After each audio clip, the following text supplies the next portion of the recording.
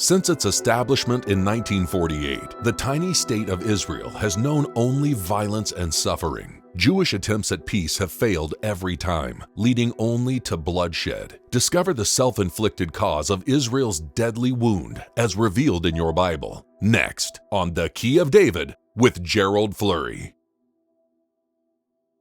Greetings, everyone. The city of Jerusalem is a powder keg loaded with nuclear bombs. And there's no city on this earth so fraught with international tension.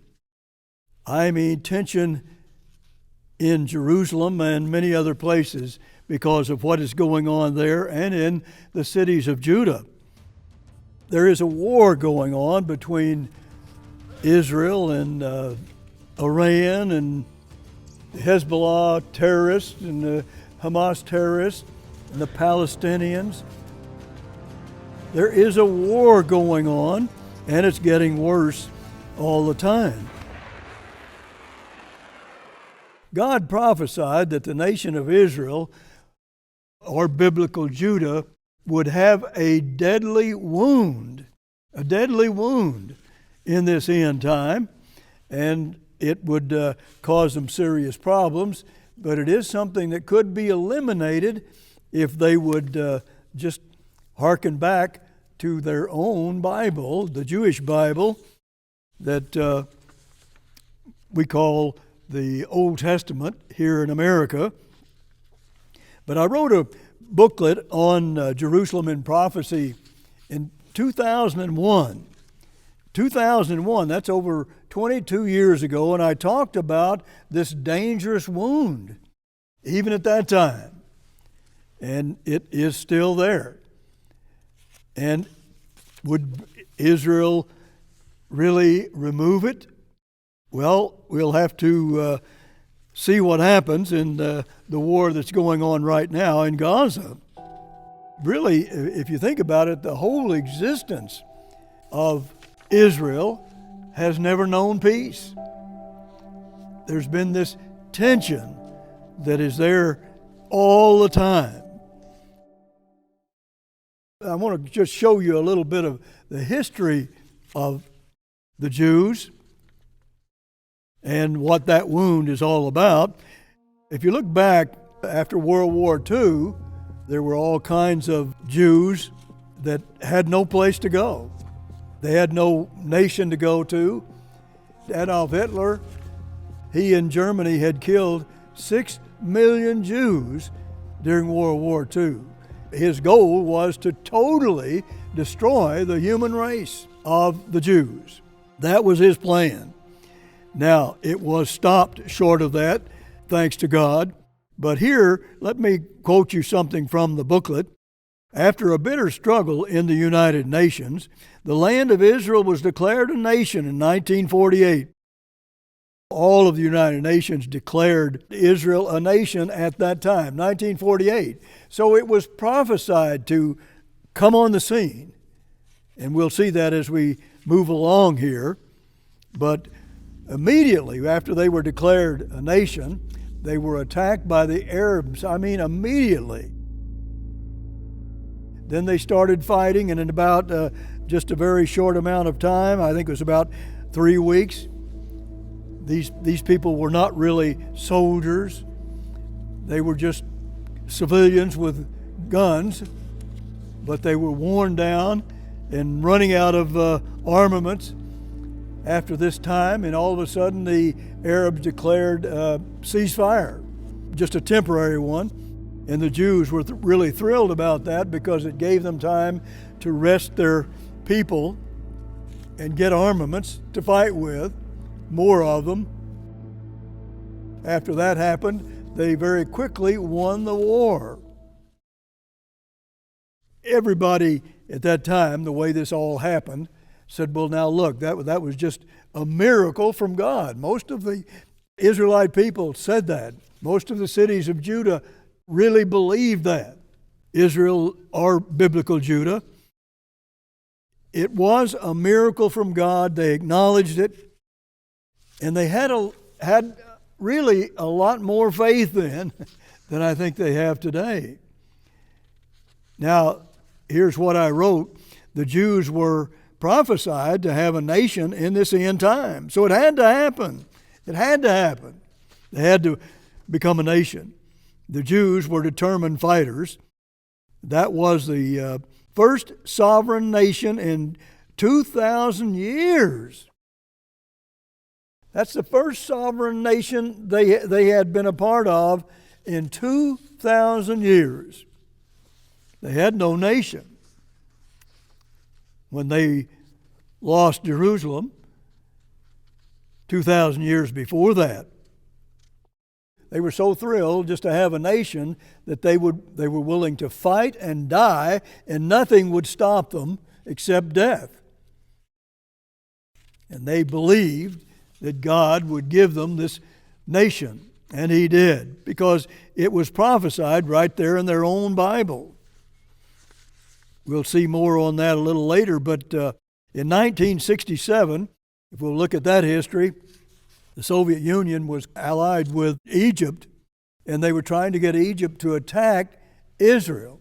Egypt, Jordan, and Syria were all allied, and they were ready to start a war. They'd even moved into the Sinai area today that we're familiar with. So everybody knew there was about to be a war, so Israel decided that they had to strike first. They were compelled to, they thought, that they must strike. In just a few hours, they destroyed 300 Egyptian jets that were about to attack them. Went along, and in 6 days, they won that war. 6 days. So, again, Israel believed these were miracles, just a series of miracles they were having. Now, if you look at more of their history, after that 1967 war, tourists just poured in there, and they began to build up Israel as it had not been for a long time. And in late 1973, though, just 6 years later, they were attacked on Yom Kippur, and they had another war. And this time again, they miraculously won, but they didn't win it as easily as they did the other ones, especially the war in 1967. But they were saved once again. It wasn't long after that the Jews gave Sinai back to Egypt, even though Egypt and Jordan and Syria were all trying to annihilate the Jews totally. And still, after that, the Jews gave back the Sinai, and really that is the area where God gave the 10 Commandments. On that mountain spectacle, it just gave birth to the nation of Israel. You can see in our book on the United States and Britain in Prophecy that there are more nations of Israel than just the one in the Middle East, which is really biblical Judah, although they call it Israel today. So here we have another effort of the Jews to try to, let's have a peace pact here and see if we can't get along with all of these people. And so that's what they planned on doing. The Jewish nation was born and sustained by godly miracles. It just over and over and over, and there are many others that I don't have time to get into today. But here is another short paragraph I wrote about. The Jews have also given Gaza, Jericho, Bethlehem, and the Sinai and the Suez area, and some more West Bank areas back to the Palestinians. It seems the world has forgotten that those areas were won in a war where the Arabs were trying to annihilate the Jews in all of them. This land for peace process is almost unheard of in history, except perhaps what has recently happened in South Africa. God gave Bethlehem, the birthplace of Christ, to the Jews. Through this peace process, they gave to the Palestinians. I mean, that's quite a lot of wonderful gifts, you would think. But it didn't bring peace. It only got worse in some ways, a lot of ways. And it is called a peace process, but it has been misnamed. It's not a peace process. Why is that? Well, the Arabs have a goal, and it is to wipe out the nation of Israel, especially the radical Arabs led by Iran. They are trying to destroy the nation of Israel, and that includes America. The nation of Israel is called the little Satan, and America is called the great Satan. So they hate us as well. In the book of Hosea, I want to read this to you. Hosea 5 and verse 13. Here is a prophecy for this end time, and it's for biblical Judah or Israel. Here's what it says. When Ephraim, that happens to be Britain, we prove that in our United States and Britain in Prophecy book, but went Ephraim to the Assyrian, that's Germany, and this is a future prophecy, and it is coming. It's going to be here, well, a few short years. It's that near. The verse goes on to say, and Judah saw his wound. Judah, or the nation called Israel today, or biblical Judah, and Judah finally saw they had a wound. They didn't know it until this time. They looked at the effect, but not the cause of it. And it was causing them a lot of problems. So, and just think, I wrote about this over 22 years ago and told you about this very prophecy, and it's been an ongoing prophecy. There is a wound here, and it has everything to do with a peace pact or peace treaty. Let me go on and read something here to you. In the sense of binding up, the word wound means that. In the sense of binding up, Gesenius Lexicon defines it this way: the pressing together, binding up of a wound. Here used figuratively of a remedy applied to the wounds of the state. In other words, the remedy is the wound. Well, what is this all about? What is this wound? Well, let's go on. One more verse. And it's also taking you back to a word which is wound. And let me read this verse to you. All the men of your confederacy have brought you even to the border. The men that were at peace with you have deceived you and prevailed against you. They that eat your bread laid a wound under you. There is none understanding in him. This wound is number 4204, the same as the one in Hosea. Here's what it says about that word here. It's defined as falsehood, hence fraud, insidious dealing, net, or snare. It has the same root word as the word used in Hosea 5 and verse 13. It's connected to Hosea 5 in that way. And then I wrote in Obadiah, the wound is directly related to being deceived by a peace pact. They always keep having these peace pacts. And what's wrong? They have all these peace pacts, and they never have peace. They've never had peace. But they keep trying to have peace and making treaties and ceasefires, but the Arabs, the radical Arabs, won't even admit that Israel is a state.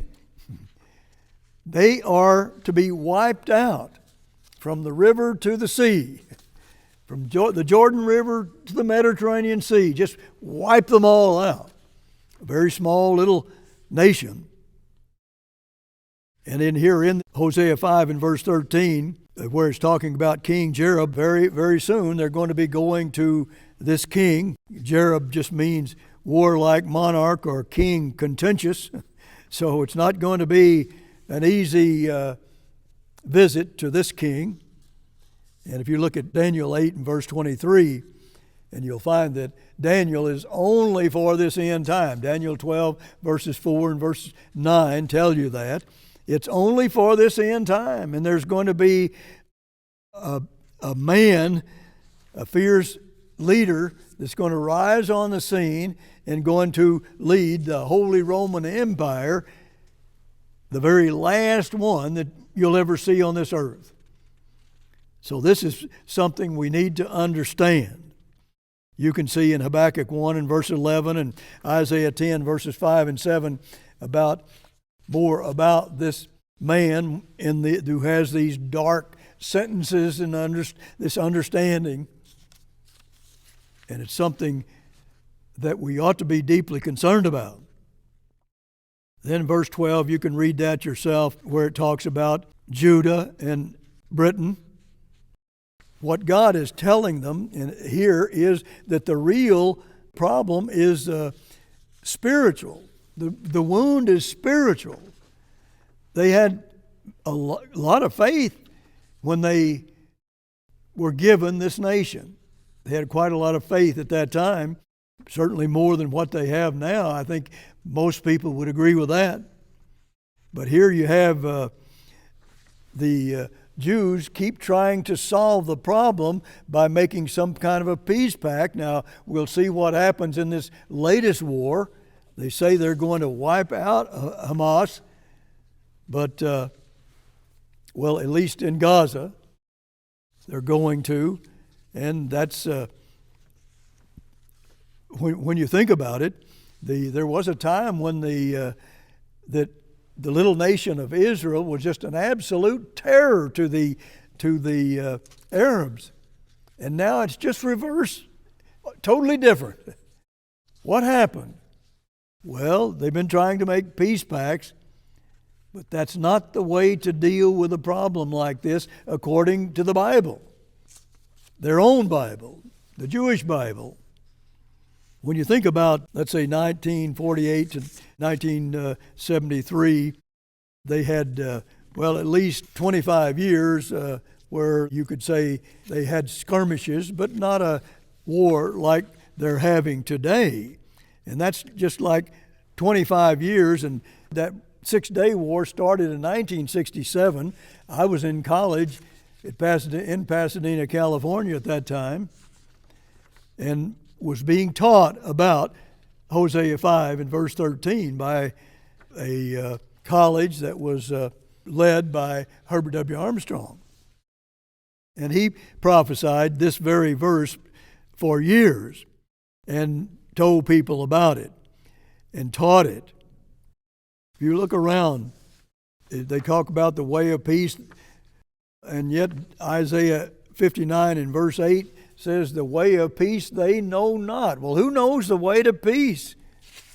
God says it only God knows. But you don't win these things by a peace pact. Here's what it says in verse 11 of Jeremiah 8. It says, for they have healed the hurt of the daughter of my people, slightly saying, peace, peace, when there is no peace. There's never any peace. What is the problem? Certainly, the solution for that problem is faith in God. Just the way they really won this nation in the beginning. That's what it's all about. God says in Leviticus 26 verses 6 and 7 that if you obey me, I will give peace in the land, and you shall lie down, and none shall make you afraid. And I will rid evil beasts out of the land, neither shall the sword go through your land. Now that's a promise from God if they'll obey Him. Verse 5 of Hosea 3, here's what it says. Afterward shall the children of Israel return and seek the Lord their God and David their king, and shall fear the Lord and His goodness in the latter days. We're living right now in the latter days. The latter days. And he says David is going to be resurrected. let's just quickly read that to you over in Jeremiah 30. And again, this is repeated about David being resurrected. You can read the first few verses, but in verse 9 it says, "But they shall serve the Eternal their God, and David their king, whom I will raise up unto them." He's going to just rise up out of his grave, and he's going to rule over Israel. All of Israel. There are 12 nations of Israel today. And certainly, but Israel, this little nation of biblical Judah, has taken the name of Israel itself. But here, you see, God is talking about in the latter days all this is going to happen. There's going to be these resurrections, and God is going to bring King David back and make him ruler over Israel. And of course, the Messiah is going to come and sit on David's throne, and all of those people who've been doing God's work throughout the ages prior to the second coming of Christ or the coming of the Messiah. And then everything is going to be solved, and we're going to have peace and joy, and just everything is going to come in these latter days very, very soon. And Jerusalem is going to be ruled over and be the capital of the world and then the universe, and they're going to rule over the earth and the universe forever, and we'll never, ever lack peace again. Until next week, this is Gerald Flurry. Goodbye, friends.